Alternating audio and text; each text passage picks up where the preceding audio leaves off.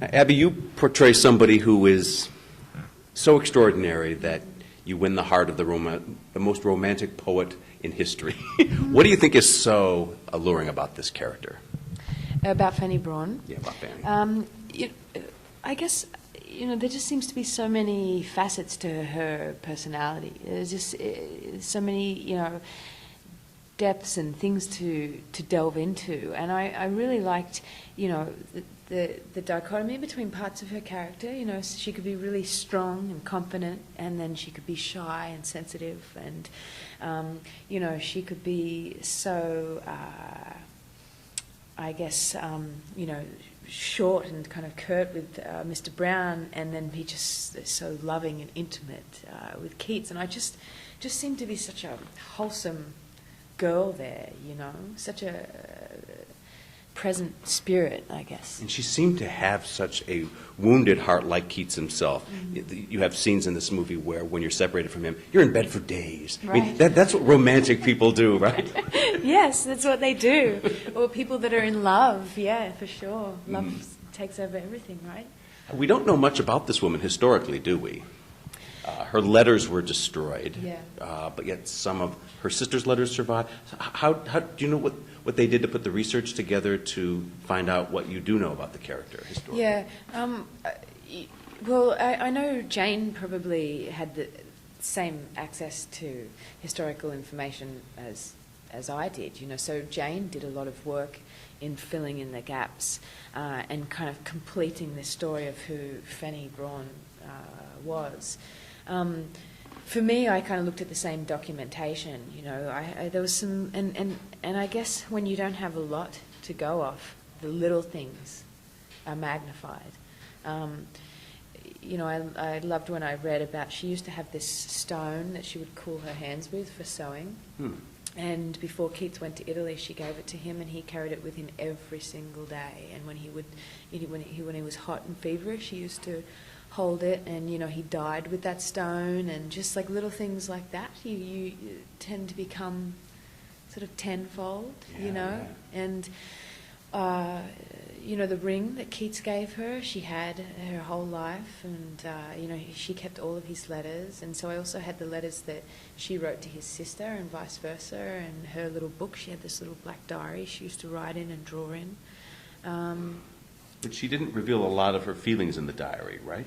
No, her diary was much more a day-to-day diary, but then there was a couple of things in there that just really, like the day he left Hampstead. You know how you see in the film she writes, Mr. Keats left Hampstead? Yeah, and that's all she writes, right? That's all she writes. Yeah. But that to me says a million things too, and just the sort of precision in her handwriting and how perfect her handwriting is, and in the pain and the turmoil, and I mean, she must have had, been so upset that day, and that's all she could bring herself to write. Yeah, and it was so much that she had to record it. She had to document it. It was like an acceptance of him leaving.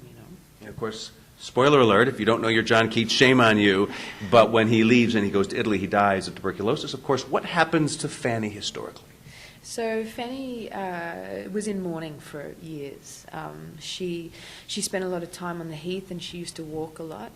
She had a hard time letting I don't think she ever, to be honest, I don't think she ever let go.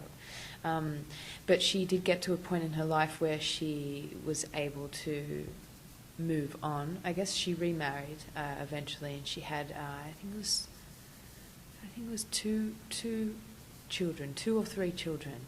But she never spoke to her husband about Keats at all. Told the kids, but that's all. I mean, that's all you really know about her later life. And it was her children that brought the letters, into that kind of let the letters live on, But this relationship scandalized Victorian England in its day. Mm-hmm. Why? Well, I guess it's society's restraints of, you can't marry a man who doesn't has have no money, right? No money, no career, right. No house, no support for the children, and you're like, and it wasn't a woman's job to be the breadwinner, you know. I mean, Fanny's the sort of girl that would go, don't worry, I'm going to make money with my sewing and I'll look after you. Right. You know, we can have a life based on my career. But for that day and age, that was just, no, that's not. Sure. That's not what's going to happen. And, you know, and I think it was particularly her mother that was originally frightened because they didn't have their father, so they didn't have the support of their father either. So there was an insecurity within the family already. Yeah. And just, you know, sign of the times. I think it was just the way people were then. And how did you get this role? How did you connect with this project?